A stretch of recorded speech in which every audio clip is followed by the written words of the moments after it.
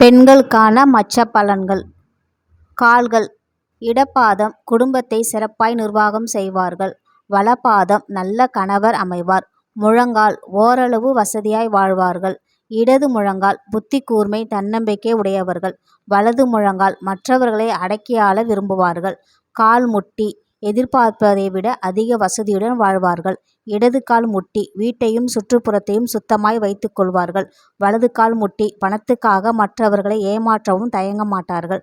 தொடைகள் மனம் போன போக்கில் வாழ்க்கை நடத்துவார்கள். இடது தொடை மனதில் தடுமாற்றம் கொண்டவர்கள். வலது தொடை உயர்ந்த குணமுடையவர்கள்.